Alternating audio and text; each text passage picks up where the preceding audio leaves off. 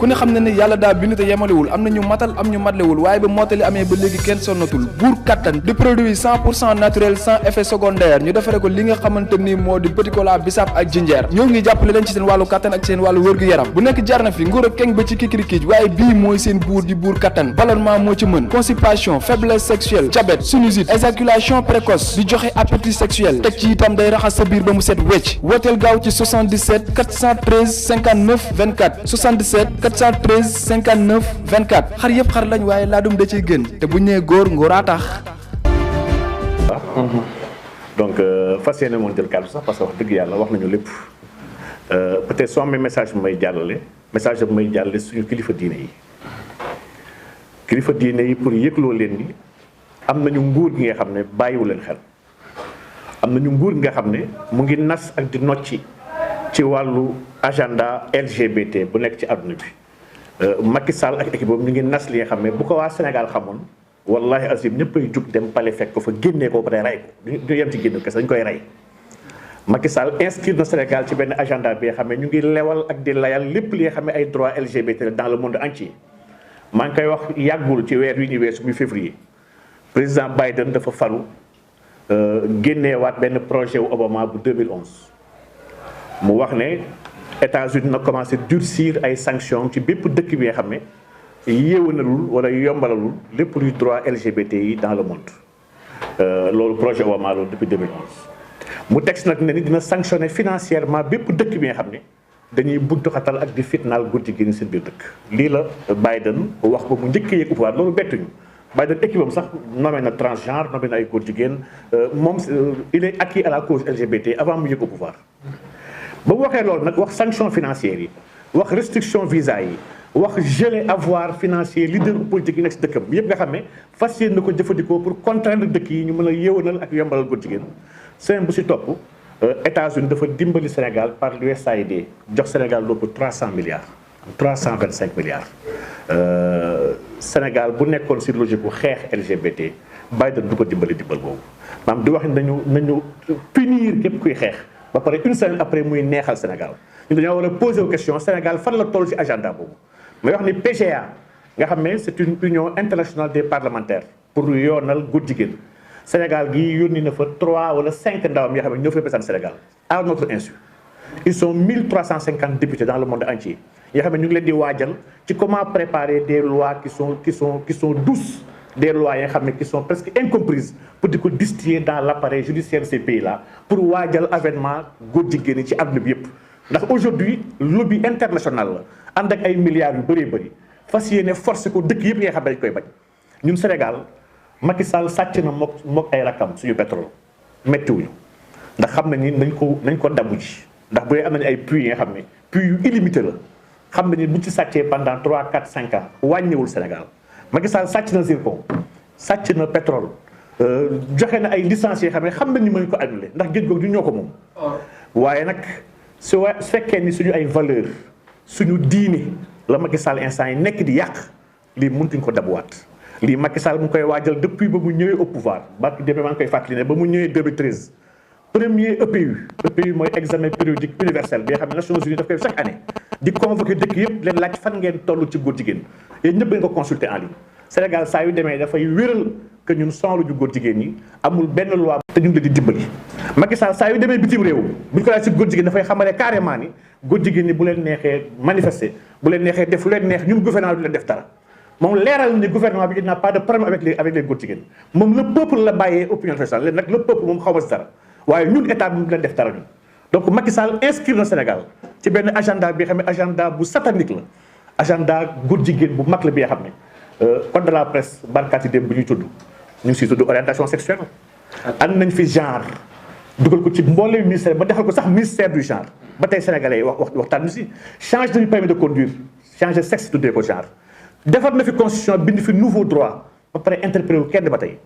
def na fi benn plan national bi nga xam ne pour l'équité et le genre di wax waxu société sans discrimination d'ici 2026 taxaw nag président Obama ne ko Sénégal pareegul wax ko du ma sa pare dafa ne il n'est pas encore prêt ñu war a xam na kon quelles sont les stratégies que le Sénégal est en train de mettre en œuvre aujourd'hui pour préparer une société sans discrimination où les LGBTI auront libre droit de se marier et de vaquer à leurs occupations comme dans tous les pays du monde. Aujourd'hui lii mooy suñu problème bu gën a ngand bi nga xam ne lii haute trahison la ci wàllu ndono mag ñi ci wàllu diine ci wàllu suñu valeur yi nga xam ne Macky Sall daf ñu ko def te di ko baal abadan. dama ne sëriñ yëpp nag suñu comprendre li xew te nag wax dëgg yàlla njort nañ ñu ngi koy waajal ndax weer gi ñu génn am nañ jàmbaar gu mag Sénégal bi xam ne Sénégal yëpp ko amee njukkal muy tudd Ababacar Mboup dox nañu ci benn àndandoo bi nga xam ne ñu tudd ànd sàmm jikko yi sëñ Fallou mii kenn si ñoom di def liggéey bu mucc ayib ci wàllu googu dem nañ seeti mboolee mi xalif généraux Sénégal yi mboolee mi imam ratib yi nekk ci biir Sénégal bi yëpp pour wan leen ni Sénégal nekkee di dox ci wàllu góor jigéen ñu am nag bëgg-bëgg ci benn loi buy criminaliser homosexualité au Sénégal ndax loolu kese koy faj instant may wax ak yéen la Ligue LGBT du Sénégal mu ngi préparé benn atelier bi nga xam ne pour amender l'alinéa 3 de l'article 319 du code pénal ñoom nëbatuwuñu dañ ko bind ñu koy taf ne il faut ñu dindi article boobu parce que article il est discriminatoire acte contre nature yi ñoom kese la vise ñoom ne dañoo am droit dund ndax Sénégal a signé ay traités yi nga xam ne wax ne kenn du inquiété kenn ci orientation sexuelle am ci appartenance politique am ci religion am ci race am ak ci ethnie am li effectivement Sénégal moo ko signé waaye nag dañuy fàttali Macky Sall di fàttali ñëpp ñi nga xam ne ñoom ñoo fi toogal ñooñu Sénégal réew la bi nga xam ne réewu diine la réew ñi ko sos samp ko diine moo ñu boole te suñu diine dafa bañ góor jigéen islam bëggul góor jigéen christianisme bëggul góor jigéen suñu ay aada bëggul góor jigéen maanaam ñun homosexuel du suñu tradition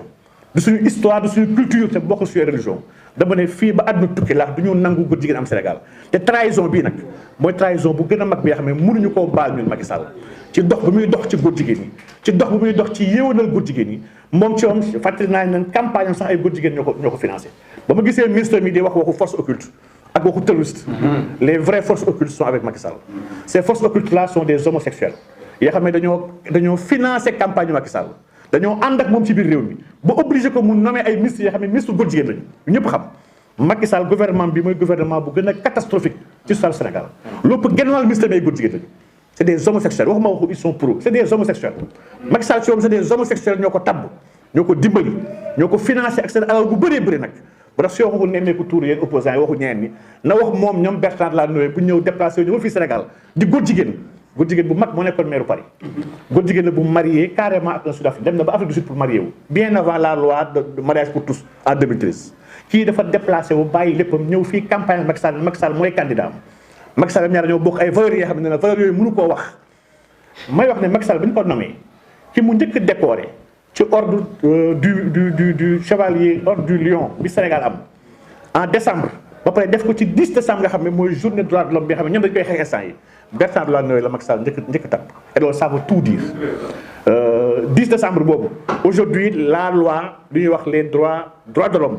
mu ngi am benn vision bu bees bu mu am ndax léegi dans les droits de l'homme dafa am benn dimension bi nga xam ne d'orientation sexuelle buñ ci boole ñoom parce que ñoo jàpp ni droit la le droit de disposer de son corps bokk na ci droit wu changer sexe bokk na ci droit sëy ku la neex ndax lii àdduna bi foofu la tollu jamono bii damay nag Macky Sall mu ngi ciy liggéey bu jéggi dayo ba pare liggéeyu suuf la daan mi waxtaan na ci wàllu éducation sexuelle nu ko ñoom UNESCO ak ñoom PNUD di liggéeyee pour commencer jàngal xale yi mbiru sëy ñu commencer bëgg jàngal ci éducation bi ñu mën a leeralee xale yi ay tolérance am na cette matière bi ñu defal sax primaire tuddee ko ni ko tuddee sax